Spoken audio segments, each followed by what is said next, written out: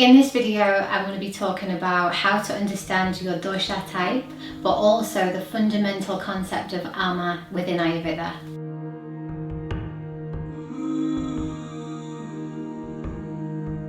Hi, welcome back to the channel.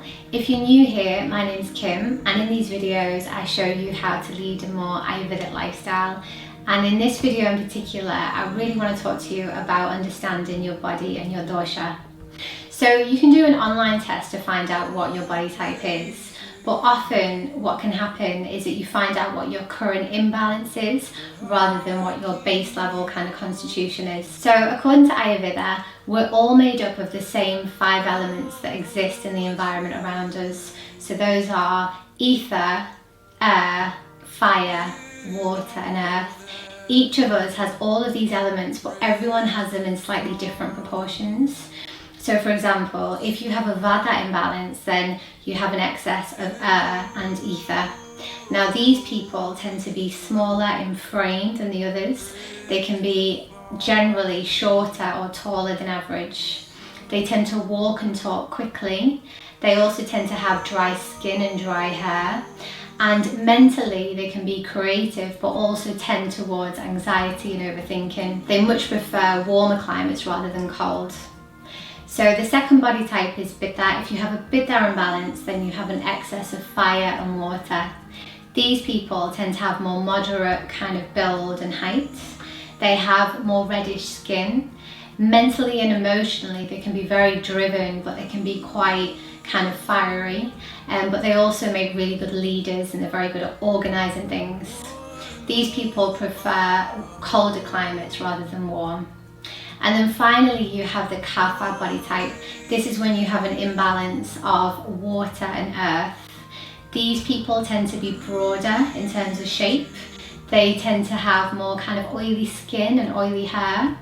They walk and talk slower. They're a lot more laid back and quite generous people, but they can tend towards over attachment, and they again prefer warmer climates and also drier climates. So that's a very brief summary of each of the different body types. You can read so much about them elsewhere, but while it's important to know about these different imbalances, what can happen when you do these online tests is it can cause a lot of confusion because some people don't fit specifically into any of these 3 categories.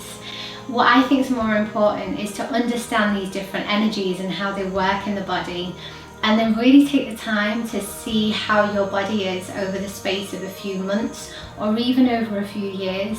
So watch how your body reacts to different foods, to different climates and different kinds of lifestyles, and then you can kind of draw a conclusion as to where you lie within the spectrum. But the other thing that I think is so important when you think about Ayurveda is this concept of ama. So ama is loosely translated as toxins, but more literally it means undigested food. Now this is one of the key reasons for imbalance or disease within the body.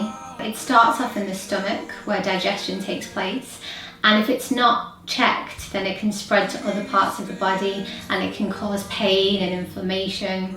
So it's really important that we decrease ama in its early stages.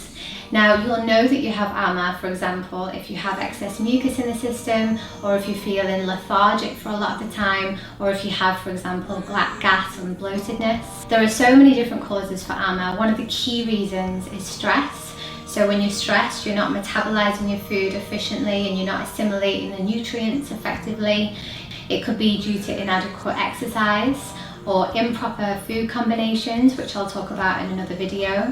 Or it could be that you're eating at the wrong time of day, or you're eating when you're not hungry. So the steps that you might want to take from an Ayurvedic point of view, which is just as much about prevention as it is about cure, is to know what your body type is and to tailor your diet according to that, but then also to make sure that you're minimizing this buildup of ama. So that's a little overview about doshas and about ama. I hope that helps and it gives you a little bit of an understanding of what this channel is going to be about. If you've got any questions, please feel free to leave them below.